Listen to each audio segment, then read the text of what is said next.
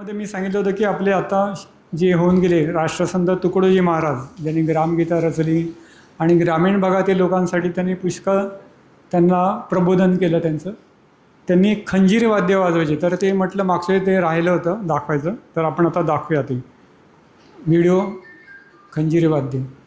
जय गुरु मित्रांनो, बघा महाराजांची खंजिरी आपण पारंपरिक पद्धतीनं कशी वाजवू शकतो.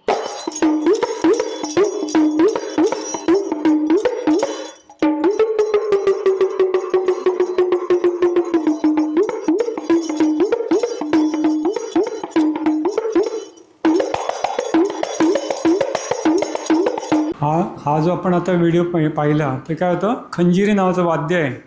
हे भजनामध्ये कोण वापरायचे? तुकडोजी महाराज. त्यांचं ऐकलं असेल तुम्ही, कुठली एक दोन गाणी रेडिओवर. कुठली?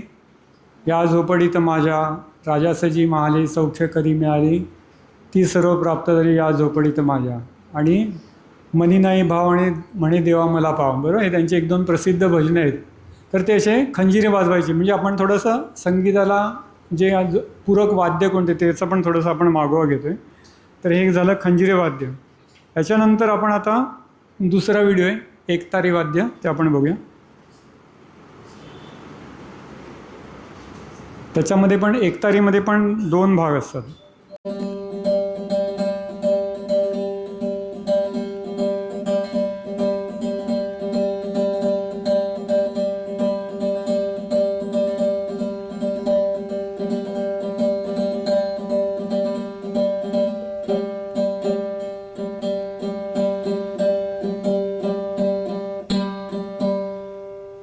ह्याला काय म्हणतात? एक तारी. आता एक तारी का म्हटलं? कारण त्याला एकच तार आहे, ती तंबोऱ्यासारखंच आहे पण खाली फक्त एकच तार आहे तिथे, आणि ती एक तार कशी वाजत राहते. त्याला काय म्हणतात? दुसरा शब्द माहिती आहे काय? बायका वापरतात जास्त, महिला वर्ग. काय म्हणतात त्याला? वापरतात काय? लहान मुलासारखं एखादं मागे गोष्ट लागली काय म्हणतो आपण? लहान मुलगा म्हणतो ना आईला, हे पाहिजे ते पाहिजे ते पाहिजे, काय सारखं मागे लागलास, काय म्हणतात त्याला? तुणतुणा. ते तुणतुणा म्हणतो त्याला. तुणतुणा म्हणजे काय? एकच सर्व असतो त्याच्यामध्ये, सा सा सा सा. आपण म्हणतो मुलगा एकच मागतो गोष्ट, ते पाहिजे ते पाहिजे, बिस्किट पाहिजे बिस्किट पाहिजे, काय जे काय असेल त्याला म्हणतात तुणतुणा. म्हणजे एकच स्वर त्यात येत राहतो सतत. तर त्याला तो आधार घेऊन जे भजनी मंडळ असतात किंवा आरती असतात, आरती करणारे त्याला आधार घेऊन आपलं नामस्मरण किंवा भजन करत असतात. हा झाला एकतारीचा एक प्रकार. आता दुसरा एक आपण व्हिडिओ बघूया. हे जे वाद्य आहे ते पण एकतारी आहे, फक्त त्याचा सूर आहे तो थोडासा वेगळा आहे. आणि बंगाल साईडला बहुतेक SD बर्मनचं गाणं पण एक, त्याच्यावर तुम्ही ऐकलं असेल कदाचित, आहे ना? ते विशिष्ट त्याचा जो स्वर आहे त्या एकतारीवरती वाजवलं आहे, त्याच्यावरती गाणी आहेत. आपली संगीत सृष्टीमध्ये, सिनेमासृष्टी, त्याच्यावरती गाणी आहेत वेगवेगळी. तर हे वाद्य आहे, हे पण एकतारी वाद्य आहे.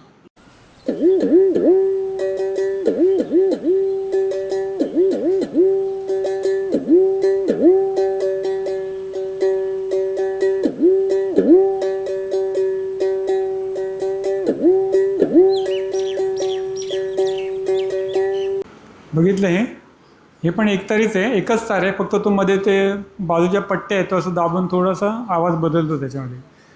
ही सुद्धा एकतारी वाद्य. हे बंगाल ओडिसा या साईडला जास्त वापरलं जातं. तर अशा प्रकारे आपण या दोन एक तारा बघितल्या. आता पुढचं जे आहे त्याची प्रगती काय आली आपल्याकडे, जी सरस्वतीच्या हातात काय असते? वीणा. बरोबर, वीणा किंवा तंबोरा आपण म्हणतो, त्याला तानपुरा म्हणतो आपण शास्त्रीय भाषा म्हणजे. तर त्या तानपुऱ्याचं आपण थोडंसं आता बघूया. तानपुरा लावल्यानंतर आपल्याला प सा सा सा हे स्वर ऐकू येतात. पण जेव्हा तानपुरा अतिशय सुंदर छान पद्धतीने सुरांमध्ये जुळतो किंवा ट्यून्ड असतो, तेव्हा तार सप्तकातला ग ऐकू येतो. आणि अगदी छान नीट शांत पद्धतीने कॉन्सन्ट्रेशननी ऐकलं, त्याच्यावरती ध्यान लावलं, तर बाकीचे रे, ध, ग, नी, म हे बाकीचे सगळे सूर येऊ लागतात हळूहळू. ह्याला थोड्याशा रियाजाची आणि अर्थातच समाधी अवस्थेची, शांत मनाची आणि कॉन्सन्ट्रेशनची खूप गरज असते. बघा, आपण जर का तानपुऱ्याशी एकरूप झालो तर या धकाधकीच्या धावपळीच्या आयुष्यात, जीवनात आपल्याला वेगळ्या मेडिटेशनची गरज उरणार नाही. तर कळलं, तानपुऱ्यामध्ये किती आहेत? म्हणजे आता 4 तारा असतात. त्यांनी सांगितलं कुठले? पहिला असतो तो प, नंतर 2 सा येतात आणि मग खालचा सा म्हणजे खालच्या पट्टीतला सा प सा सा सा हे प सा असंच वाजत राहतं त्याच्यावरती. आणि तो म्हणजे सपोर्टिव्ह असतो. तर त्याच्यावरती आपण काय एखादं गाणं वाजवू शकत नाही सतारीसारखं, परंतु त्याच्यावरतून आपले 7 जे स्वर आहेत आपले गळ्यातले ते जे गायक कलाकार असतात त्याच्यावरती ते प्रॅक्टिस करतात आणि पक्के करतात. असा हा तानपुरा आपल्या भारतीय संगीतातला सगळ्यात आद्य सगळ्या गवळी लोकांचं वाद्य ते. तर आपल्या संपूर्ण संगीत जे आहे संगीत साधना त्याच्यातला हा तानपुरा अतिशय एक महत्त्वाचा भाग आहे. हे संपूर्ण आपण आता वाद्य बघितली सगळी समजली सगळी. हे आपल्या आरती साधनेमध्ये आपण काय वापरतो इकडे झांज वाजवतो. त्याला 3 शब्द वापरले जातात, टाळ, नंतर मंजिरी आणि झांज. थोडासा फरक आहे. आम्ही ॲक्च्युली ते वापरतो छोटीशी असते ती मंजिरी म्हणतात ते.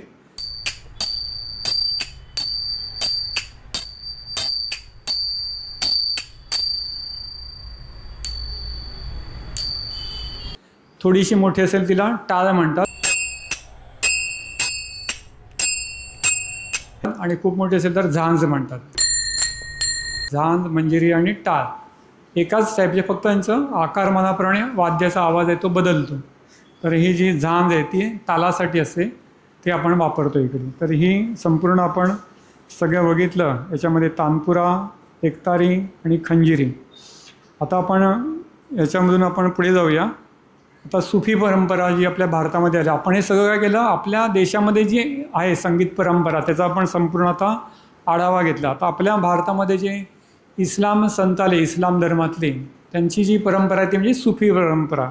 तर त्यांनी जी एक संगीत संपूर्ण आपल्या देशाला दिलं, त्यांची जी परंपरा आहे तिला म्हणतात सुफी संगीत किंवा त्याला काय म्हणतात कव्वाली म्हणतात त्याला. आता अजमेर शरीफ जे बाबा होते त्यांच्या इथे तुम्ही अजून पण गेलात अजमेरच्या दर्ग्यावरती तर ते कव्वाली म्हटले जाते तिकडे.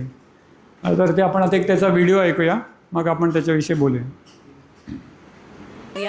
हद अनहद की बात होने लगी है, कैसी है देखिए. और हमारे पंजाब के बहुत मशहूर सूफी संत हुए जिन्होंने नाच के अपने मुर्शिद को मनाया, बाबा बुल्ले शाह जी का कलाम.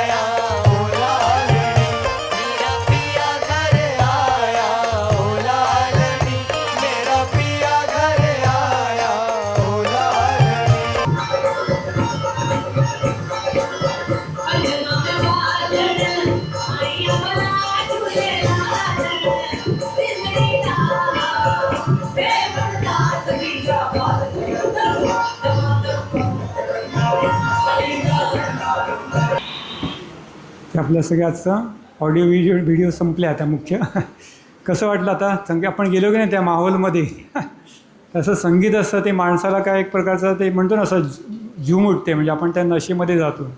तशी ती नशा आहे, फक्त काय करायची ईश्वराकडे लावायची. त्या संगीतामधून देवाकडे जाण्याचा मार्ग हा सुफींनी पण असा आपल्या देशामध्ये आणला. आणि ती संगीत परंपरा त्याच्यामुळे तिने छान सांगितलं फकीर म्हणजे काय, अवलिया म्हणजे काय, पीर म्हणजे काय, असं छान तुम्ही ते यूट्यूबवरती मिळेल ऐकू शकता ते. तर हे सगळं जे सुफी संतांचे ज्या कव्वाली आहेत त्यांचे जे पदं आहेत त्याच्यातली त्यांची त्याच्यावरती ह्या कव्वाली असतात अवलंबून. आणि ही जी अशी जी संगीत मैफिल जमते, आता मैफिल शब्दसुद्धा त्यांचाच आहे, त्याला म्हणतात मैफिल ए समा. आणि हा जो समा जो आहे, समा शब्द म्हणजे ईश्वराची आराधना, संगीतातून केली ईश्वराची आराधना म्हणजे समा हा सुफींचा शब्द आहे. त्याला आपण मुख्यतः कव्वाली त्याच्यामध्ये म्हटली जाते. आणि ख्वाजा मोइनुद्दीन चिश्ती अजमेर शरीफ बाबा यांनी ती परंपरा भारतामध्ये सुरू केली. कुठली समा. आणि त्यांचे जे शिष्य कोणते कुतुबुद्दीन बाबा बख्तियार त्यांची असं एवढं त्यांचं खासियत होती की त्यांना ती समा ऐकता ते समाधी अवस्थेत गेले. आणि शेवटचा ज्यांनी तो प्राण आहे शेवटचा सोडला तो पण त्यांनी समा ऐकत त्यांनी सोडला. म्हणजे संगीतात शेवटचा आपण म्हणतो ना माझा श्वाससुद्धा शेवटच्या देवाच्या स्मरणात त्या संगीतात जाऊ दे, तसं त्यांनी कुतुबुद्दीन बाबांनी आपलं ते समा ऐकत आपला देह सोडून दिला. तर अशी ही सुफी संतांची परंपरा, संगीत परंपरा आपण ती संपूर्ण थोडीशी त्याची झलक सगळी याच्यातून बघितली. आता सुफींचे गुरु कोण? सुफींचे गुरु कोण असतात? सुफींना कोणी केलं दीक्षा? कोणी दिली सुफी संतांना? नाथांनी दिली ना, नाथ परंपरा. म्हणजे आता नाथ पंथामध्ये संगीताचं महत्त्व कोणाचं सगळ्यात तुम्हाला माहीत असेल. कोण ते प्रसिद्ध संगीत त्याच्यामधले? गोरक्षनाथ. तर त्यांना अतिशय छान मृदुंग वाजवायचे आणि नृत्य पण फार सुंदर करायचे ते. म्हणून जेव्हा मच्छिंद्रनाथ जेव्हा स्त्री राज्यामध्ये अडकले होते, त्या तिथे काही विशिष्ट कारणामुळे, त्या गुरूंना त्या स्त्री राज्यातून परत आणण्यासाठी गोरक्षनाथांनी स्त्रीचा वेश धारण केला आणि मृदुंग वाजवत तिकडे आत गेले. आणि त्यांनी ते प्रसिद्ध त्यांचं ते आहे भजन, कुठलं? चलो मच्छिंद्र गोरख आया. त्याच्यावर त्या म्हटलं नाही त्यांनी, फक्त असं त्याच्यावर ते थाप मारली. असं ते गोरक्षनाथ हे नाथ परंपरेतले आहे, मृदुंग नृत्य उत्तम करणारे. नाथपंथांना कोणी दीक्षा दिली? त्यांचे गुरु कोण? दत्त. म्हणजे असं ती परंपरा आहे. सुफींचे गुरु नाथ, नाथांचे गुरु दत्त. तर दत्त परंपरेमध्ये आपण मागच्या बघितलं की गुरुचरित्र जे आहे ग्रंथ, त्याच्यामध्ये काही ज्या ओव्या आहेत आपण त्या मागच्या वेळी बघितल्या, मागच्या मुलाखतीमध्ये. राग, रागिण्या, कुटुंब, साधारणपणे 100 राग त्याच्यामध्ये आहेत. तर त्याच्यामधले 100पैकी अजून जर तुम्ही संगीताचे कोणी इथे जाणकार असतील किंवा शिकत असतील तर त्यांना तुम्ही विचारलं तर सांगेल की 264 राग आता म्हणतो ना आपण डॉक्युमेंटेड आहेत. 264. तर 264 राग काय सगळे आपण वापरत नाही, मग त्याच्यातले साधारणपणे 100 राग हे जास्त वापरले जातात. आणि त्याच्यातले सुद्धा 40 ते 50 राग हे जास्त लोकांमध्ये प्रसिद्ध आहेत. अशी ही आपली हिंदुस्थानी राग परंपरा. तर या दत्तपंथामध्ये आपल्याला कोणात इकडे आपले जे गुरु आहेत ते दत्तपंथामध्ये दादांना कोणी आणलं? ती जी आहे ना संगीत परंपरा जोडून दिली कोण? पंत महाराज बालेकुंद्रीकर. आता इथे दादांची भेट ह्या पंत महाराजांशी कशी झाली त्याचा पण एक छोटीशी गोष्ट या इथे आलेली आहे या अध्यायामध्ये. जेव्हा दादा होते, तुम्हाला माहिती की दादांनी सगळ्यात पहिले जे कार्य सुरू केलं ते विमोचन, बरोबर की नाही? वंश विमोचन. ते औदुंबरला गेले होते तिकडे. मग तिथून त्यांना मलंग बाबा भेटले. नंतर मग वेगवेगळे त्यांना सुफी संतांचं मार्गदर्शन होत राहिलं. आणि त्याच्यामध्ये त्यांना एकदा सांगितलं की तुम्ही आता अजमेरला जायचं. मग दादा तेव्हा अजमेरला गेले, अजमेर शरीफ बाबांकडे.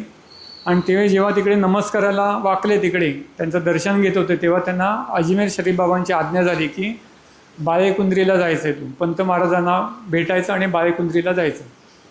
तर आता दादांनी हे शब्द कधी ऐकलेच नव्हते. पंत महाराज कोण? बालेकुंद्री काय? गाव काय? निदान शिर्डी तरी त्याने ऐकलं होतं, कारण आपल्या महाराष्ट्रातलं होतं, साधारण परिचयच होतं. पण बालेकुंद्री हे गाव एकदम अपरिचित होतं दादांना. त्यामुळे ते विचार करत आले जेव्हा मुंबईत आले की आता गुरूंची तर आज्ञा आहे अजमेर शरीफ बाबांची की आपल्याला बालेकुंद्रीला जायचं आहे, त्यांना भेटायचं कसं? तर अशा त्या विचारात असतानाच एक काय झालं की पंत महाराजांचे एक भक्त होते दुसरे, चौपाटीला राहायचे. आणि त्यांना पंत महाराजांनी स्वप्नदृष्टांत दिला की दादा भागवत आहेत, त्यांना घेऊन तू माझ्याकडे ये. आता त्यांना पण दादा भागवत कोण हे माहीत नाही. ते पण विचारात पडले की दादा भागवत कोण आहेत बाबा ते. असं म्हणजे आपण बघूया, म्हणजे शोध घेऊया.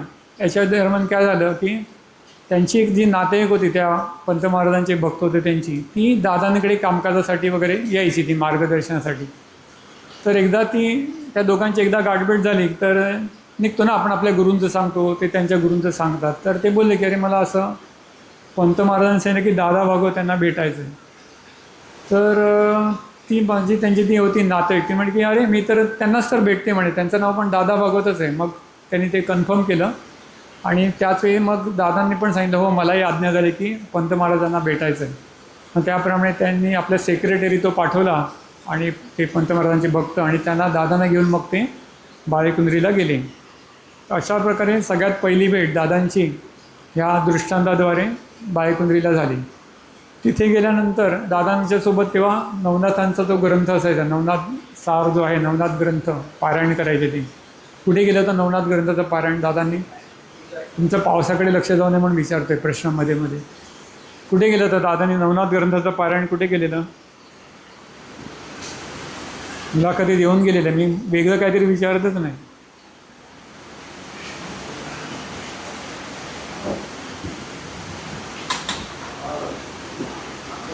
नवनाथ ग्रंथाचं पारायण दादांनी कुठे केलं ना मगाशी मागच्या मुलाखतीत घेऊन गेलं. मलंग बाबांचं मार्गदर्शन झालं ना त्याला. मलंगगडावर काय केले दादांनी? वंशविमोचनाची हवना केली ना. मग त्यावेळी पौर्णिमेला ते जायचे, त्यावेळी नवनाथ ग्रंथाचं पारायण करायचे तिकडे. तर ते खूप नियम सगळं पाळून बंधनं पाळून ते सगळं पारायण व्हायचं तिकडे पौर्णिमेला. तर हे नवनाथ ग्रंथ दादांच्या सोबत होतात. आणि मग त्यांनी महाराजांना भेटले ते बंध महाराजांना आणि सांगितलं त्यांनी आपल्या मनातलं की बाबा असं असं मला पंत बाळकुंद्रीला येण्याची आज्ञा झाली आहे अजिनेश्वरी बाबांची. तर आपली काय आज्ञा आहे? तर पंत महाराजांनी त्यांना काय सांगितलं दादांना की तू जो सोबत ग्रंथ आणलेला आहे तो नवनाथ ग्रंथ जो आहे नवनाथ भक्तिसार, तर तो तू इथे पारायण कर आणि मी तुझी केव्हाची वाट बघतोय. बघा म्हणजे संतांना अवतारी पुरुषांना पण दुसऱ्या अवतारी पुरुषाची वाट बघायला लागते. त्यांचा तो योग असतो. दादाने याला छान शब्द वापरला आहे की प्रत्येक आयुष्यामध्ये आपल्या जीवनामध्ये काही गोष्टींचा योग असतो. मग आपल्याला काय वाटतं की अरे बघा माझ्यामुळे आपण म्हणतो ना याच्यामुळे मी केंद्रावर ह्याला आणलं किंवा आपल्याला कोणतरी सांगतो तुला मी घेऊन आलो केंद्रावरती. तो योग असतो. आपण फक्त माध्यम असतो आणि कार्य करणारे गुरु असतात. तर आपण एकमेकांचा निमित्त असतो. तर त्या बाबतीत आपण अहंकार बाळगू नये किंवा दुसऱ्याला कोणाला आणलं तर त्यांनी पण आपल्याविषयी काय हे करू नये की ह्याला मी आणलं. आपण कोणीच आणत नसतो. तर आपण मात्र एक आहे की ते माध्यम असतो. तर हा योग असतो अध्यात्मामधला आणि तो आपण जो प्रसंग असतो त्याच्यातला आपण ओळखायचं असं की भेट करून देणारे आपले गुरु असतात. तर असा हा योग असतो. तर हा सगळा आपण आता बघितला संपूर्ण दादांची भेट बाळकुंद्रीला कशी झाली ती. तर नवनाथ ग्रंथ दादांनी 7 दिवसाचं तिथे पारायण केलं आणि त्याच्यानंतर पंत महाराजांनी काय सांगितलं की त्यांचं एक जे ग्रंथ आहे कुठला दत्त प्रेम लहरी. तर गुरूच्या प्रेमाच्या त्याच्यामध्ये भरलेला सागर आहे आणि त्याच्यावर उठलेल्या लहरी प्रेमाच्या. दत्त प्रेम लहरी जो ग्रंथ आहे त्याने पंत महाराजांनी सांगितलं की याच्यामध्ये 2500 पदं आहेत. अजून जास्त पण असतील. जी आपल्याला मिळाली ती 2500. कारण पंत महाराज काही लिहून नाही ठेवायचे. ते उत्स्फूर्तपणे ते काव्य करायचे, मुखातून यायचं आणि त्यांचा एक जो शिष्य होता तो लिहून ठेवायचा. तर साधारण 2500 पदं आता आपल्याकडे आहेत त्या ग्रंथामध्ये. त्याच्यातली तुला जी आवडतील ती पदं तू निवड आणि त्याला तू तुझ्या पद्धतीने चाली लाव आणि त्याचा पुढे काय करायचं ते मी सांगणार. तर त्याप्रमाणे मग दादाने ते जो ग्रंथ होता दत्त प्रेम लहरी त्याचा संपूर्ण त्यांनी थोडंसं अभ्यास केला, वाचन केलं आणि त्याच्यातली त्यांनी 10 पदं निवडली सुरुवातीला त्या दिवशी. त्या 10 पदांना त्यांनी चाली दिल्या. त्याच्यात दादाने सांगितलं की आरती अवधूता हे सगळ्यात पद आहे. दादांनी सगळ्यात पहिलं त्याला चाल लावलं. आपण पण म्हणतो इथे ना आरती अवधूता. तर हे जे पद म्हटलं आणि दादांना काय अनुभूती आली की त्यांचे अष्टभाव जागृत झाले. आपले म्हणतो ना सात्विक भाव जे असतात आपल्या मनामध्ये, जेव्हा आपली अतिशय उच्च अवस्था होते सात्विक अवस्था, त्यावेळी ते आपल्या मनामध्ये देहामध्ये जे काय लक्षणं निर्माण होतं त्याला म्हणतात सात्विक भावाची लक्षणं. तर ते सात्विक भाव ह्या एका पदामधून जे गायन केल्यानंतर निर्माण झाले. मग दादांनी 10 पदांना चाली दिल्या आणि त्याच्यामधून शब्द ब्रह्म आणि नाद ब्रह्म याची त्यांना प्रचिती आली. तर शब्द ब्रह्म आणि नाद ब्रह्म म्हणजे काय ते आपण पुढे जाऊया. तर दादाने याच्यामध्ये पुढे म्हटलं की औदुंबरला दादांना काय आज्ञा झाली होती? 5 घरी भिक्षा मागायची. औदुंबरला गेले असाल ना तुम्ही. तिकडे अजून पण जे लोक पारायण वगैरे करतात गुरुचरित्राचा किंवा इतर काय त्यांच्या गुरूंनी सांगितलेलं, ते तिकडे अन्न बनवायचं नसतं. तर 5 घरी जाऊन भिक्षा मागायची. जे मिळेल ते त्याचं अन्न तुम्ही ग्रहण करायचं. तर 5 घरी भिक्षा मागायची म्हणजे काय? तर भिक्षा मागताना काय होतं आपला सगळा अहंकार जातो ना. आपण बघा म्हणतो अरे मी कोणाकडे मागणार नाही, पण उपाशी राहीन पण मी कोणाकडे मागणार नाही. म्हणजे काय असतो आपला काही काय ना सात्विक काय ना अहंकार, चांगला अहंकार आहे पण तो सात्विक अहंकार असतो. गुरूंना शेवटी काय करायचं तुम्हाला सत्वगुणापासून पण दूर न्यायचं असतं. गुरु त्याच्या पलीकडे असतात. तर आपला जो अहंकार असतो तो गुरु काढण्यासाठी तुम्हाला भिक्षा मागायला होता तिकडे. तर दादाने सांगितलं त्याच्यामध्ये की 5 घरी भिक्षा मागायची म्हणजे आपला अहंकार दूर ठेवायचा. आणि आपल्या देहामध्ये जी 5 स्थानं आहेत कुठली? वरून खाली या किंवा खालून कसं आहे सांगा कुठली 5 स्थानं? इथे कुठलं स्थानं कुठलं म्हणजे मस्तक किंवा ब्रह्मस्थान, इथे ललाट, नंतर कंठ, नंतर हृदय आणि नाभी. ही 5 स्थानं आहेत. तिथे 5 कोश आहेत. ते तुम्ही सांगितलं तसं आनंदमय कोश, विज्ञानमय कोश, मनोमय कोश आणि प्राणमय कोश आणि अन्नमय कोश, असे जे 5 कोश आहेत. त्यातला आपला सगळ्यात जास्त कुठला असतो, वापरात असतो किंवा विकसित झालेला किंवा अविकसित म्हणायला पाहिजे, कुठला? अन्नमय. आता तुम्ही त्याची वाट बघत असाल. चहा बिस्किट झाली तरी अजून काहीतरी आहे का बघूया. तर अन्नमय कोश आपला काय म्हणतो त्याला प्रधान असतो आणि दुसरा आहे प्राणमय, कारण श्वास चालला तर आपण जगणार ना, हे दोन्ही गोष्टी आवश्यक आहेत. प्रत्येक मनुष्यात अन्नमय आणि प्राणमय कोश हे जास्त प्रधान असतात. तर ते नाही, ते विकसित झाले तर त्याच्यावरती आपलं नियंत्रण येतं, भुकेवरती आणि आपल्या श्वासावरती. आणि इतर जे 3 कोश आहेत ते अविकसित असतात आपले. तर हे 5ही कोश आहेत ते काय करायचे, 5 स्थानातले विकसित करायचे. नुसतं विकसित करून काय होईल, एकाचं प्रधान राहिलं तर काय होईल, त्याचं परत इम्बॅलन्स होईल. म्हणजे काय करायचे, ते एकरूप करायचे. 5 कोश विकसित करायचे, 5 कोश एकरूप करायचे आणि त्याच्यामधून जी तुम्ही गुरूंची स्तुती कराल किंवा भजनं म्हणाल किंवा आरती म्हणाल तर ती काय होतं, ती गुरूंपाशी पोचते आणि गुरूंचं कार्य त्याच्यातून घडतं. तर हे जे आहे दादांचं जे त्यांनी ते म्हटले तिथे की हे जे 5 कोशांचं एकरूप करण्याचं जे कार्य आहे आणि वागायचं कसं, तर गोड वागायचं सगळ्यांशी. आपली वाणी कशी व्हायला पाहिजे, गोड. गुरूंचं जे आहे हे कार्य आपल्याला करायचं असतं. दादांना त्या सगळ्या ह्याच्यामध्ये ती जाणीव झाली त्या कार्यामध्ये. आणि त्याच्यामध्ये काय म्हटलं त्यांनी, तर आपण जे ब्रह्म आहे, आपण म्हटलं नव्हतं पंत महाराजांच्या काव्यामध्ये काय, शब्द ब्रह्म आणि नाद ब्रह्म. आता इथे फळा नाही आहे, नाही तर मला खरं लिहायचं होतं, पण असू दे, मी आता थोडक्यात सांगतो. आपण ब्रह्म म्हणतो म्हणजे काय होतं, ब्रह्म म्हणजे काय,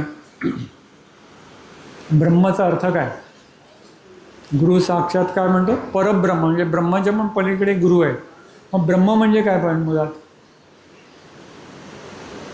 ब्रह्माचा अर्थ काय, तर आता वेदांमधला हा शब्द जो आहे तो आपल्या भारतीय जे वेद आहेत वेदांमधला शब्द आहे, वेदांतमधला. तर ब्रह्म म्हणजे त्याला काही त्याचं लक्षण आहेत. आपण म्हणतो ना एखादी वस्तू आहे ती कशी आहे बाबा, खारट आहे, गोड आहे, बरोबर की नाही. मग ती कशी बाबा, त्याचा आकार असा आहे, ती दिसायला अशी आहे, तिचा रंग असा आहे, रूप आहे, म्हणजे त्याचं एक वर्णन करणारं ते शब्द आहे. ईश्वराची अवस्था ती कशी आहे, ती शेवटची अवस्था ती ब्रह्मस्वरूप, ब्रह्म अवस्था म्हणजे काय आहे, ते सत आहे. सत म्हणजे काय, त्याला काय म्हणतात, सच्चिदानंद ब्रह्म.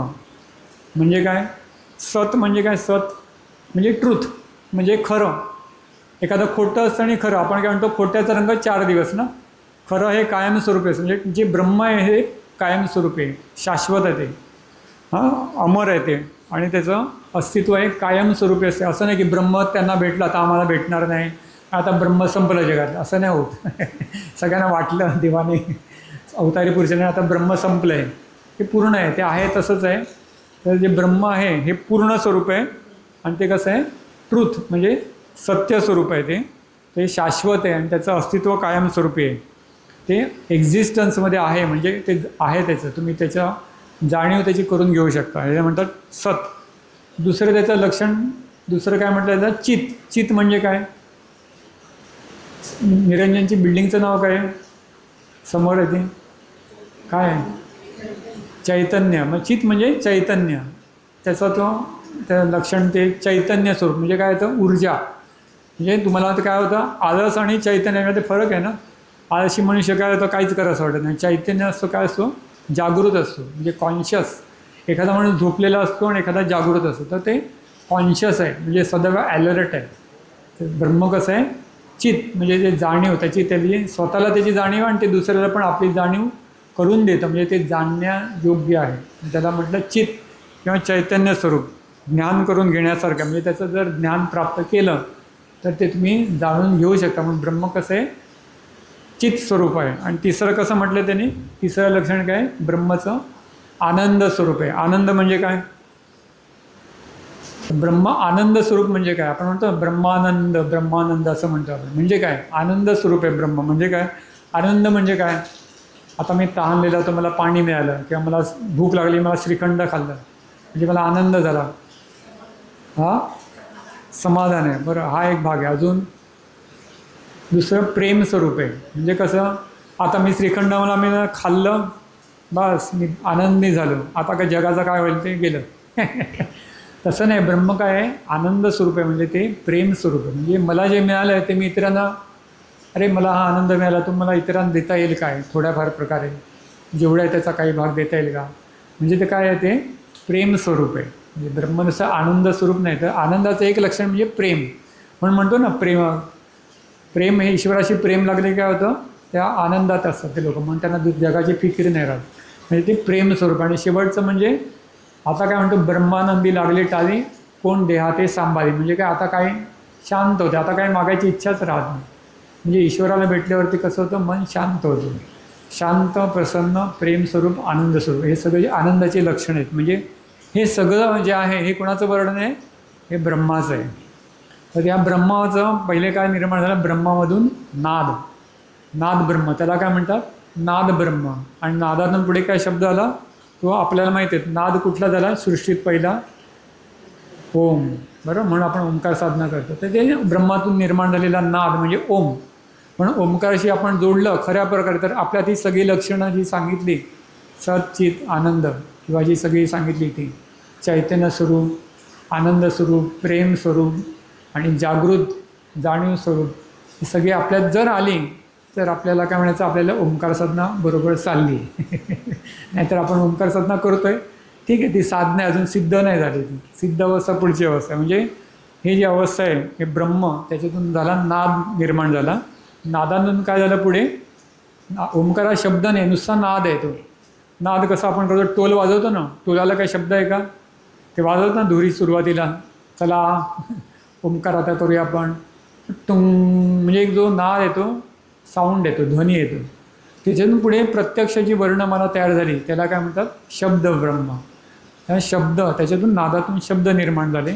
आणि ती संपूर्ण आपली जी आपली वाणी आहे, पिंडामध्ये जेव्हा ती धारण झालं ते ब्रह्म, ते कुठल्या स्वरूपात झालं, वाणी स्वरूपात. म्हणून पिंडाला आहे ती वाणी आहे, आणि जी निसर्गात आहे ती काय आहे, ते ब्रह्म आहे ते, किंवा ते नाद स्वरूपात. म्हणजे निसर्गामध्ये नाद येतो सगळीकडे पसरलेला, पण तो ज्या वाणी स्वरूपात येतो, तो पिंडामध्ये येतो, तो त्याचं रूपांतर वाणीमध्ये होतं. आणि वाणी कशी व्यक्त होते, शब्दातून होते. शब्द वेगवेगळे प्रकारे असतात. आपण हावभाव करून पण व्यक्त करतो ना, बरोबर की नाही, आपला भाव व्यक्त करतो. जे मुके बधीर मुलं असतात, ते इतर असतात, ते जे असतात ना आपले अंध असतात लोक, ब्लाइंड, त्यांची वेगळी लिपी आहे, ते पण शब्द प्रकट करतात, पण त्यांचं माध्यम वेगळं आहे. तर हे शब्द माध्यम जे आहे ते काय झालं, त्या नादाचाच पुढचा पिंडात प्रवास झाल्यावरती त्याच्यातून वाणी निर्माण झाली, ती शब्द ब्रह्म. म्हणजे वाणीतून जर आता आपण उलटा गेलो, वाणीतून परत काय करायचं आपल्याला, तर मूळ जिथून तिथे जायचं असेल तर काय करावं लागेल, वाणीतून आपल्याला शब्द ब्रह्मातून नाद ब्रह्म, नाद ब्रह्मातून जे मूळ ब्रह्म तिथे आपण पोहोचू शकतो. असा हा जो उलटा प्रवास आहे त्याला काय म्हटलं, नाथाघरची उलटी खूण. मागच्या मुलाखतीत सांगितलं होतं, उलटी खूण आहे. दादाने पण काय केलं, आपल्याला वरून दिलं ना, विकसित काय केलं, आनंदमय कोश विकसित केला, मग पुढचा विकसित केला, मग खाली, अशी ती शक्ती नेली. ओंकार शक्ती पण आपण अशीच या पद्धतीने धारण करतो. तर हे जे आहे शब्द ब्रह्म आणि नाद ब्रह्म, फरक समजला थोडासा तांत्रिक आहे भाग. तर हे जे आहे, तर भक्तांना दादाने सांगितलं आहे, भक्तांना जर मूळ अवस्था म्हणजे ब्रह्म अवस्था जर धारण करून द्यायची असेल, त्या प्रेम अवस्थेची अनुभूती जर त्यांना द्यायची असेल, गुरुप्रेमाची अनुभूती द्यायची असेल, तर भक्तांमध्ये ही जी आहे आरती किंवा शब्द ब्रह्म, ती योग्य प्रकारे सेवकांनी किंवा भक्तांनी म्हटलं तर ते ब्रह्म आहे त्यांच्यामध्ये धारण होईल त्या पिंडामध्ये. आणि त्याच्यामधून त्यांचं काय होईल, पुढची प्रगती किंवा स्थित्यंतर त्याच्यामध्ये व्हायला लागेल आणि ब्रह्मावस्था धारण होईल. त्यामुळेच आता हे जे सगळं सांगितलं तुम्हाला, की दादांनी सगळं तुम्हाला एक्सप्लेन केलं की ब्रह्मावस्था म्हणजे काय ते. तर यामुळे जेव्हा 7 सेवक, आता हे चाचांनी लिहिलं इथे, तो या पुस्तकातला मी वाचून दाखवतो. यामुळे जेव्हा 7 सेवक, आणि ही मी कोणाला सांगितलं की हे शब्दब्रह्माचं स्वामी कोण आहे, तर पंत महाराजांकडे हे विशेषत्वाने बघा, ब्रह्म हे सगळ्या अवतारी पुरुषांकडे एक एक असतंच, पण प्रत्येक अवतारी पुरुषाची एक खासियत असते.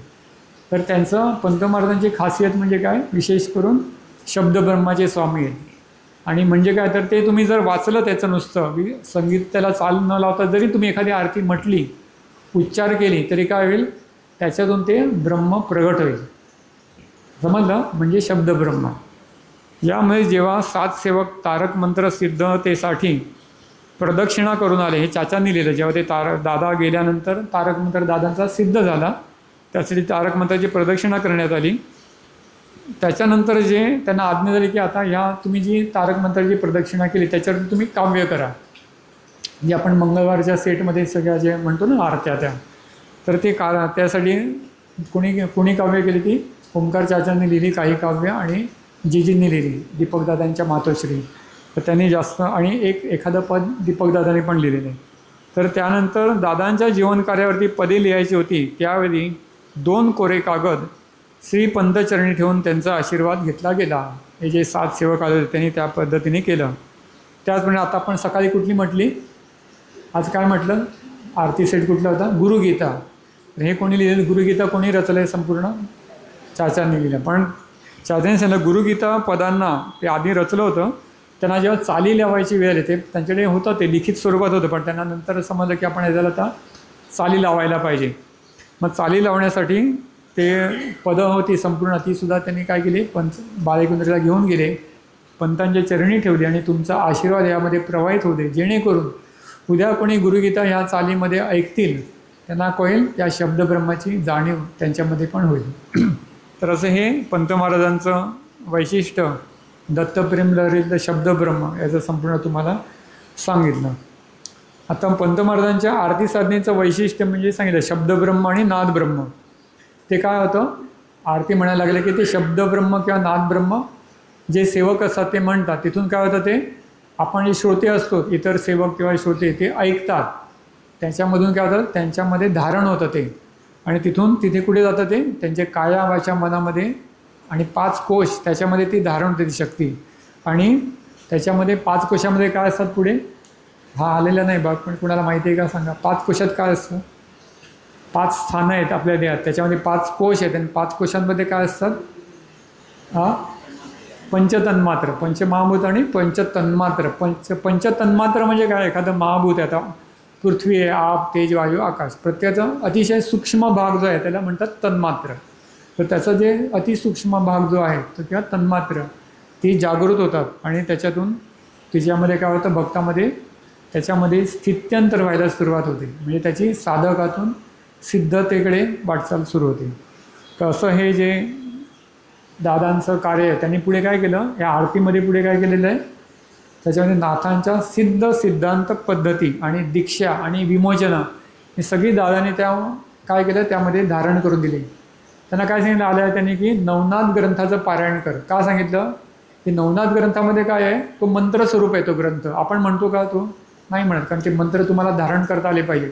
मग तुम्हाला दादाने काम सोपं करून दिले का, त्याची सगळी जी बंधनं आहेत आहे की नाही, त्याची जी बंधनं आहेत सगळी ती पाळून ते सगळी त्यांनी ती शक्ती जी आहे त्याच्यातली नवनाथ ग्रंथातली मंत्रशक्ती ती काय केलं त्यांनी, दीक्षा विमोचन आणि नवनाथांच्या सिद्धांत पद्धती या सगळ्या त्यांनी बालेकुंद्रीला काय केलं, त्या ग्रंथाचं पारायण केलं आणि त्यामुळे काय आलं, ती सगळी शक्ती आहे ती आशीर्वाद स्वरूप त्या आरतीमध्ये, आरतीच्या पदांमध्ये धारण करून दिली. म्हणजे आता तुम्ही नुसती आरतीची पदं ऐकलीत किंवा म्हटलीत तरी नवनाथ ग्रंथ पारायण केल्याचं तुम्हाला काय म्हणतो ना सगळा लाभ त्याच्यातून होणार आहे.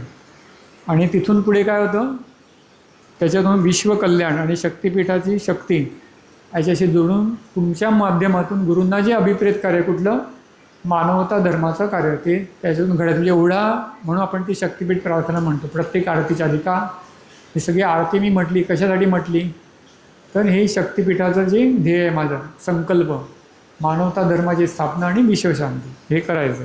पण हे नकळत तुमच्या माध्यमातून गुरु करून घेतात एका आरतीच्या साधनेमधून. आता याच्यामध्ये दादांनी काही थोडंसं जे मार्गदर्शन केलेलं आरती साधनेबाबत थोडंसं ते त्यांच्या पद्धतीने मी म्हणून दाखवतो, म्हणजे वाचून दाखवतो की आरती साधना करताना त्याच्यामधील उच्चार आहेत ते योग्य प्रकारे व्हायला हवेत. म्हणजे आपण इथे शब्द वेगळा आणि उच्चार काहीतरी चुकीचा केला तर त्याचा जेवढा भाव आहे तो भाव प्रगट होणार नाही. होणार थोडासा लाभ होणार पण जेवढा व्हायला पाहिजे तेवढा होणार नाही. म्हणून त्याने त्याच्यामध्ये एक सांगितलं की योग्य प्रकारे उच्चार करणेसुद्धा आवश्यक आहे. शब्दाचा उच्चार, आरतीमधल्या शब्दांचा अभ्यास करायला पाहिजे आणि त्याप्रमाणे सेवकांनी किंवा आपण पण जर घरी म्हणत असू किंवा ऐकत असू तेव्हा पण हा शब्द काय आहे बाबा, त्याचा अर्थ काय आहे, याचा योग्य उच्चार काय, आपल्या मनात पण आपण उच्चार करतो ना. बघा, उच्चार म्हणजे प्रगट व्हायला पाहिजे असं काय नाही, आपल्या मनात पण आपण उच्चार करतो एखाद्या आरती म्हणताना, तर तो उच्चार पण कसा पाहिजे, योग्य प्रकारे व्हायला पाहिजे. त्याच्यामधून उच्चार जर योग्य प्रकारे केला तर त्याच्यातून ब्रह्म किंवा चैतन्य प्रगट व्हायला हवं, हा त्याचा मागचा हेतू आहे. आता त्याने काही उदाहरणं दिली आहेत. बरं झालं मंदार आहे इकडे, मंदारालाच काम देऊया. फक्त दत्तगुरू माझ्या या आरतीतल्या 2 ओळी म्हणायच्या. कारण आरती साधनेमध्ये आरतीची पदं सारखे येत राहणार. तर आता हा समोर दिसला म्हणून त्यालाच म्हटलं दत्तगुरू माझी आई. त्याच्यामध्ये काय होईल, दत्तगुरू माझी आई चरण सुख सदा दे, भक्तिप्रेमा विण काही न मागे तुझं. त्याच्यातलं जे आई शब्द आहे त्याचा उच्चार कसा करायचा, तर आपण आपल्या आईला प्रत्यक्ष हाक मारतोय. म्हणजे लहानपणी, आता मोठे झाल्यावर ते आई म्हणते तू तुझं बघ मी माझं बघतो. ते मोठेपणच नाही. जेव्हा आपण लहान असतो किंवा एखादं आपलं लहान मूल असेल तर ते आईकडे कशा आर्ततेने हाक मारते आईला किंवा प्रेमाने व्याकुळतेने, तसा उच्चार आई शब्दाचा उच्चार करताना व्हायला पाहिजे. आपण गुरूंकडे जेव्हा जातो तसं आपण ते परत आपल्याला बालपण घ्यावं लागतं आणि आपल्या गुरूंना आपलं आई स्वरूप मानावं लागतं.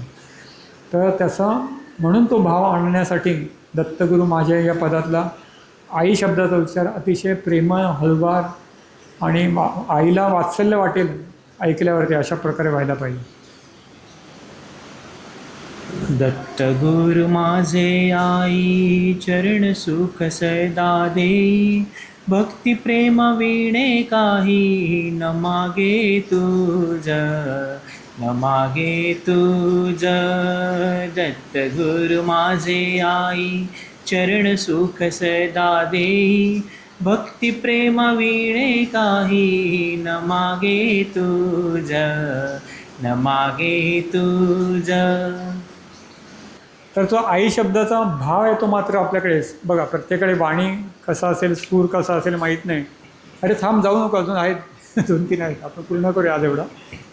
तर आई शब्दाचा उच्चार अतिशय हळुवार करायचा. जसं लहान मूल आईला हाक मारतं तसं आपण गुरूंकडे बसल्यावरती आपण लहान मूल समजून गुरूंकडे आपण आपली आई आहे असं समजून त्यांच्याशी ते असं संवाद करायचा. असं गुरूंकडे भक्ती म्हणजे काय असं शेवटी गुरु शिष्य संवाद आहे ना. कृष्णाची आपण भगवद्गीता ऐकली ती काय आहे संपूर्ण अर्जुन आणि कृष्णाचा संवाद आहे. कृष्णच जास्त बोलतो आहे पण अर्जुन थोडंसं बोलतो ना, काहीतरी प्रवृत्त करतो कृष्णाला, अरे काहीतरी सांग मला, माझं कसं बघावं. असं रडतो ना थोडासा लहान मुलासारखा, माझ्या हाताला कापरं सुटलं आहे, डोक्यात झिणझिण्या आल्या, मला समजत नाही. मी थोडंसं आपण गुरूंशी संवाद करायचा आणि आपल्या आईच त्यांना आपले गुरु आई आहेत या स्वरूपात आपण त्यांच्याशी संवाद करायचा. आता पुढची एक आरती आहे ती पण तशीच आहे. करुणा करतो सद्गुरू साई, भक्तांची तू प्रेमळ आई. याच्यात सुद्धा आई शब्द आहे, तो पण असाच म्हणाल.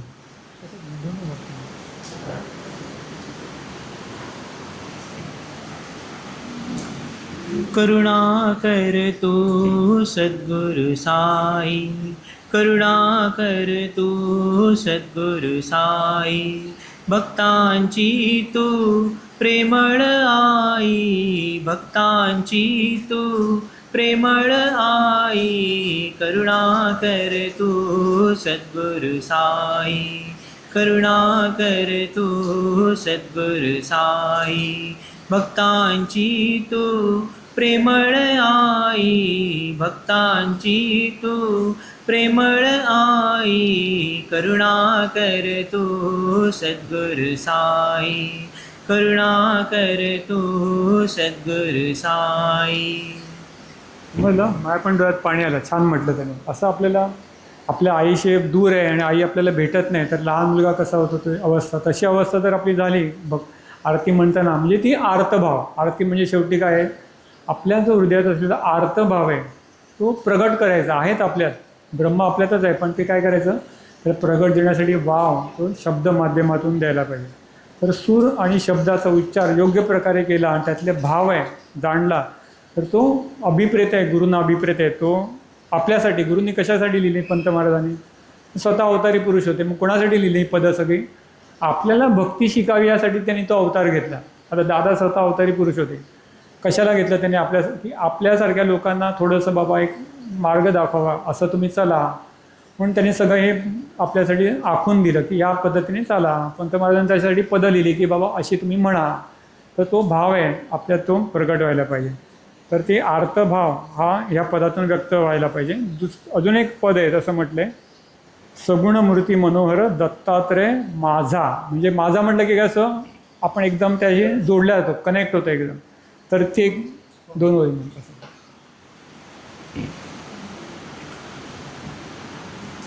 सगुण मूर्ती मनोहर स्वामी माझा दिगंबर.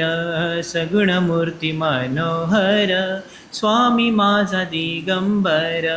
मुखे नारायण उच्चार, मुखे नारायण उच्चार. दत्तात्रय माझा, दत्तात्रय माझा. सगुण मूर्ती मनोहर स्वामी माझा दिगंबर. सगुण मूर्ती मनोहर स्वामी माझा दिगंबर. मुखे नारायण उच्चार, मुखे नारायण उच्चार. दत्तात्रय माझा, दत्तात्रय माझा. सगुण मूर्ती मनोहर स्वामी माझा दिगंबर. सगुण मूर्ती मनोहर स्वामी माझा दिगंबर. धन्यवाद झालं. तर हे सगळे जे 3 म्हटलं कोणतरी असेल तर आपण म्हणून घेऊ. बरं झालं मंदार होता समोर. त्यांनी छान अगदी योग्य प्रकारे उच्चार आणि भावपूर्ण म्हटली ती. तर याच्यामध्ये जे शब्द आहेत, आई शब्द आहे, दत्तात्रय माझा म्हणजे आपण म्हणतो ना माझा आहे, माझा म्हणजे आपण काय म्हणतो की त्याला एकदम जोडला जातो. आता असं असतो का देव फक्त आपला असतो का? देव सगळ्यांचा असतो. पण अशी भावना झाली की हा माझा आहे, कारण ती आपल्याला ते पटलं पाहिजे. आता उदाहरणार्थ त्याच्यामध्ये एक कृष्णाच्या गोष्टीमध्ये येतं की कृष्ण गोपिकांसगळे जेव्हा रास खेळतात तेव्हा काय होतं माहिती ती गोष्ट सगळ्यांना. प्रत्येक गोपिकेला वाटतं की अरे माझ्यासोबत कृष्ण, याच्यासोबत दुसरंच कोणतरी नाचते किंवा याच्यासोबत कृष्ण नाही आहे. म्हणजे प्रत्येक भक्ताला असंच वाटतं की माझ्यासोबतच आहे. म्हणजे ती खरी भक्ती. म्हणजे त्या सगळ्याच गोपींची भक्ती एवढी तीव्र होती, कृष्णाने प्रत्येक गोपीसगळे नाच केला. असं समजून की 1 to 1 म्हणतो ना आपण. पण तिला प्रत्येकाला वाटतं की कृष्ण माझ्यासोबत नाच करतोय आणि तिला आनंद झाला. तसं गुरु आहे ते खरंच आहे, अनेक रूपं ते घेऊ शकतात. आणि प्रत्येकाला आपल्याला ती जाणीव झाली पाहिजे की माझा आहे, म्हणजे देव आहे माझा, सगळ्यांचा आहेच पण माझा तर आहेच आहे याची मला खात्री पटली आहे आणि माझ्यासोबत आहे. तर हा जो माझा शब्द आहे म्हणून तो अतिशय प्रेमाने म्हणायला पाहिजे की दत्तात्रय माझा. तर असे शब्द थोडे उच्चार म्हणजे आरतीतले काही पदं असतात त्याच्यात ब्रह्म तर आहेच, पण आपण उच्चार करताना व्यवस्थित उच्चार केला आणि त्यातला भाव जो आहे जाणून त्यांना काय म्हणायचं आहे केला तर ते ब्रह्म आहे ते आपल्यामध्ये प्रगट होतं आहे. आणि ब्रह्माचं मी तुम्हाला खुणा सांगितल्या काय ब्रह्म म्हणजे आता परत जात नाही. माहिती आहे का होईल ब्रह्म घोटाळा म्हणतात ना, ब्रह्मात आत गेलं की सापडत नाही मग काय. तर आपल्याला माहीत पाहिजे की ब्रह्म म्हणजे काय. तर हे सगळं हे शब्द ब्रह्म नाद ब्रह्माचा प्रभाव त्याच्यामध्ये ते. आता मग पुढे आता एवढा भाग एक संपला. आज आपण थोडं उशिरा झालो म्हणून थोडंसं मी अजून 5-10 मिनटं घेऊ शकतो का अजून? पाऊस पण आहे थोडं थांबू दे. तर दादा जेव्हा बेळगाव हॉटेलला गेले तेव्हा सन्मान हॉटेलला उतरले. ते बेळगावला हॉटेल सन्मान म्हणून आहे, तिथे त्यांनी मुलाखत घेतली. चाचानेचं सगळं ते वर्णन केलेलं आहे. त्या मुलाखत त्यांनी 4 तास मुलाखत घेतली ती दादांनी. आणि त्याच्यामध्ये पंत महाराजांची जी पदं आहे त्यातल्या पदाचा अर्थ, पदार्थ, गूढार्थ आणि भावार्थ त्यांनी विशद केला. त्याचा अर्थ काय? पदार्थ, गूढार्थ आणि भावार्थ. समजलं असेल. पदार्थ म्हणजे पद किंवा काव्य आहे, त्याचा शब्दार्थ आहे डायरेक्ट आपल्याला समजता, याचा अर्थ असा असा. पण गूढार्थ म्हणजे काय? गूढार्थ म्हणजे गूढ म्हणजे अजून काहीतरी त्याच्या पलीकडे काहीतरी सांगायचं. शब्दांच्या पलीकडले म्हणतो ना आपण, शब्द वाचून कळले सारे शब्दांच्या पलीकडले, तो गूढार्थ आहे. आणि भावार्थ म्हणजे काय की ते काव्य वाचल्यानंतर आपल्यामध्ये एक भाव निर्माण झाला काहीतरी. कुठला भाव आहे तो भावार्थ. म्हणजे शब्दार्थ, गूढार्थ आणि भावार्थ. गूढार्थ म्हणजे युजली म्हणजे आपण म्हणूया तर ज्ञान स्वरूप असतो. म्हणजे त्याचा गूढ अर्थ काय आहे तर त्यातलं ज्ञान. जसं ज्ञानेश्वरांनी गीतेवरती किती मोठ्या लिहिले ना, ज्ञानेश्वर किती ओव्या लिहिल्या. मूळ किती आहेत भगवद्गीतेमध्ये, किती श्लोक आहेत मुळात? हे झालेलं आहे एका मुलाखतीत. किती श्लोक आहेत सांगा पटकन. एका मुलाखतीत, आता ह्या मुलाखतीत नाही झालं, मागे आलं. किती श्लोक आहेत भगवद्गीतेमध्ये? फक्त एवढीशी आहे भगवद्गीता. सगळ्यांना मागून पण ऐकू दे. आज सगळं तू सांगितलं तर कसं. किती श्लोक आहेत भगवद्गीतेमध्ये. म्हटलं पण ते आपलं पण म्हणतो ना, इतरांना सगळे आपापल्या धर्माचं सांगतात. आपल्या धर्माचं तर बेसिक तुम्हाला माहीत पाहिजे. भगवद्गीता किती श्लोक आहेत भगवद्गीतेमध्ये. संस्कृत जी मूळ भगवद्गीता आहे, जाऊ दे, अभिषेक सांगा किती श्लोक आहेत. 700 आहेत. मी त्याला तेव्हा पण सांगितलं पण होतं मुलाखतीमध्ये. सप्तशती, त्याला सप्तशती म्हणतात. सप्त आणि शत म्हणजे 7 शत म्हणजे 700. आणि आपली दुसरी सप्तशती कोणती, देवीची आहे ती. त्याच्यातून आपला कुठला मंत्र घेतला आपण आता ते सांगा. कुठला मंत्र आपण म्हणतो साधनेतला, सर्वमंगलमान. मग ती सप्तशती, ती दुर्गा सप्तशती म्हणजे दुर्गा देवीचं वर्णन आहे, ती शक्तीचं वर्णन आहे. आणि ही जी आहे भगवद्गीता ही पण सप्तशती आहे, पण ती काय आहे, त्याच्यामध्ये गुढार्थ जास्त आहे. गुढार्थ म्हणजे ज्ञान स्वरूप आहे ती. त्याचं विवरण करण्यासाठी ज्ञानेश्वराने किती मोठा ग्रंथ रचला, तो गुढार्थ सगळा.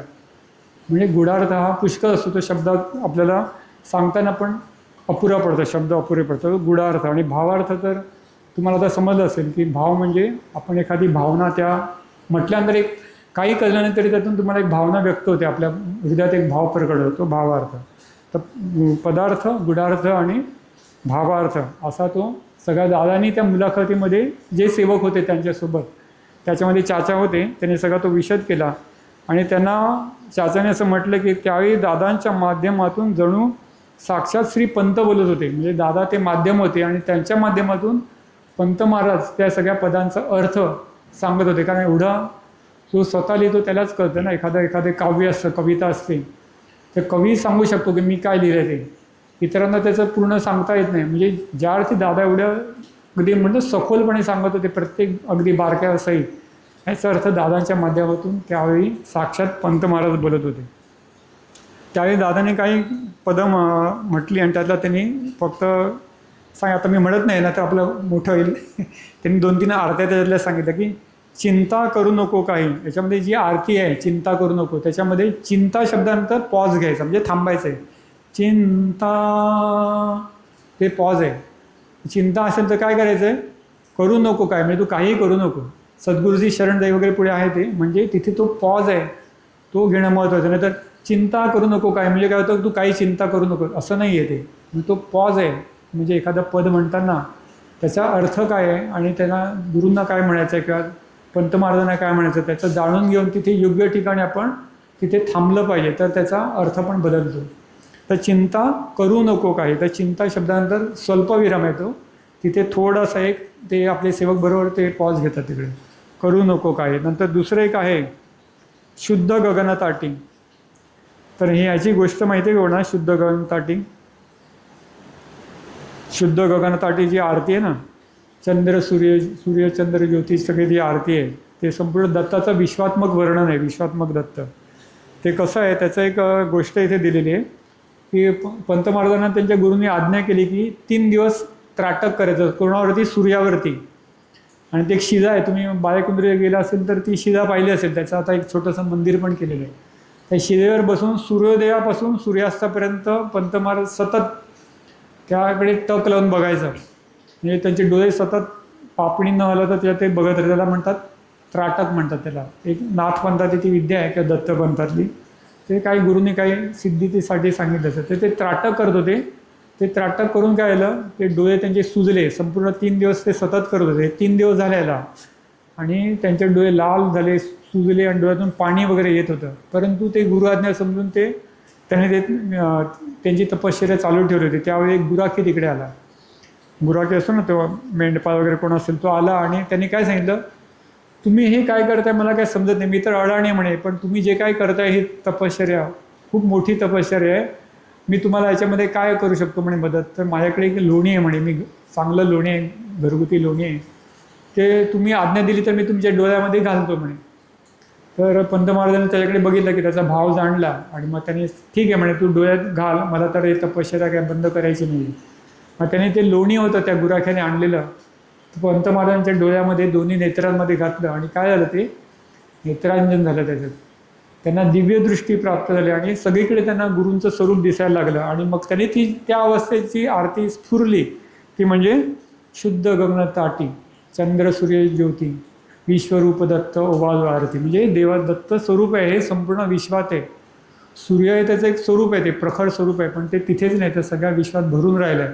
आणि ते गुराखी म्हणजे कोण नसून त्यांचे जे गुरु होते बालमुकुंद ते त्या त्यांच्या रूपात ते आलं आणि त्यांनी ते गुरुचं ज्ञान नेत्रांजन जे आहे ते टाकलं आणि त्यांना ती दिव्यदृष्टी दिली. तर ती आरती त्या भाव किंवा ते ज्ञान जाणून म्हणायला पाहिजे. तर आपण शुद्ध काय एक आकाश आहे त्याच्यावरती चंद्र सूर्य ठेवलं आहे आणि त्याने दत्ताला होतं असं नाही. ते पंत महाराज कुठल्या अवस्थेत असतील ते त्यांना ते ज्ञान प्राप्त झालं, दिव्यदृष्टी प्राप्त झालं, ती भाव तो सगळा त्या आरतीतून व्यक्त झाला पाहिजे. आणि तिसरं जे एक आहे अजून एक आरती पायी रे दत्ता, ते लगेच पुढचीच आरती आहे ना ती.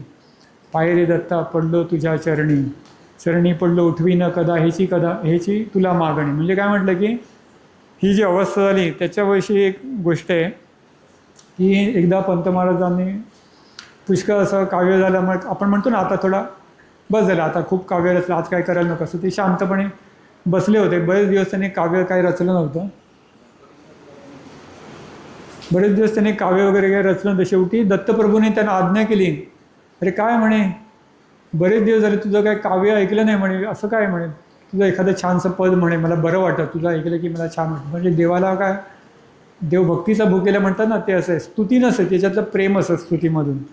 तर मग स्वतः दत्तप्रभूने सांगितल्यावरती पंत महाराजांनी ते पद रचलं आहे. ते कुठलं आहे, पायी रे दत्ता पडलो तुझ्या चरणी. मग ती अवस्था खूप ती शुद्ध अवस्था आणि ती त्यांनी ते काव्य रचलं, पद म्हणत गेले आणि म्हणता म्हणता काय झालं ते पडलो तुझ्या चरणी न उठवी कदा असं म्हटलं शेवटी. म्हणजे ते एकदम त्या भावावस्थेत बेशुद्ध झाले, म्हणजे समाधी अवस्थेत गेले आणि म्हटलं की आता बस. म्हणतो ना आपण एका आनंदाच्या अत्युच्च क्षणी काय म्हणतो की बस आता मला मृत्यू आला तर बरं होईल. आपण म्हणतो ना कधी एवढा आनंद झाला मला, कसं वाटतं आता पुढचं जीवन नको.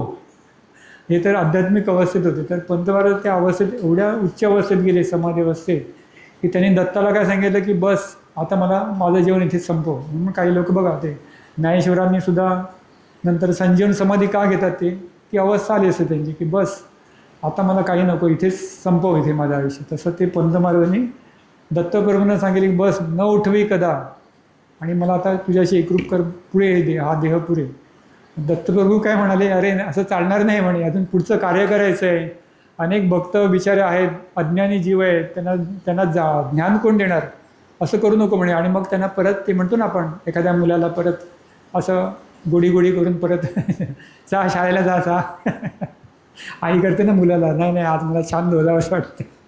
ते उच्च अवस्था होती, ज्ञानाची अवस्था होती. पण दत्तप्रभूंना काय करायचं होतं, आपल्यासारखे जे आहेत अज्ञानी लोक त्यांच्यासाठी त्यांना पुढचं काव्य हवं होतं पंत महाराजांकडून. म्हणून त्यांनी सांगितले नाही असं चालणार नाही, जागाव सावध हो. आणि मग त्यांना पुन्हा सावध केलं.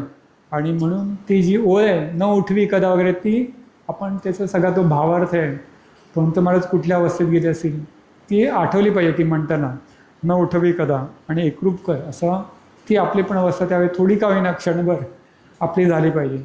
तर इथे आपण आता थोडंसं आपण थांबूया की हे कशासाठी गुरूंनी केलं. तर जे गुरु आता तुझ्याकडे जे अज्ञानी जीव आहेत त्या सगळ्या आताच्या काळात जे आले त्यांना पुढे ज्ञान द्यायचं आहे, त्यांना भक्तिमार्गात आणायचं आहे, त्यांना शहाणं करायचं आहे, विवेकी करायचं आहे. हे कार्य तुझ्या पदांमधून पुढे होणार आहे, तर ते तुला चालू ठेवायचं आहे. म्हणून गुरूंनी काय सांगितलं की ही जे पुढे कार्य आहे ते आता आलेल्या गुरूंच्या चरणापाशी जे येतील त्यांना तू निस्वार्थ भक्तीने त्यांना भक्तीने जोडून दे त्यांना गुरूंची, हे तुझं कार्य शिल्लक राहील. तसं आपल्याला पण कार्य काय करायचं, शेवटी सगळं मिळालं. आपण म्हणतो ना दादाने मला सगळं दिलं आहे, आता मस्त आलं काय पुढे राहिलं ना कार्य.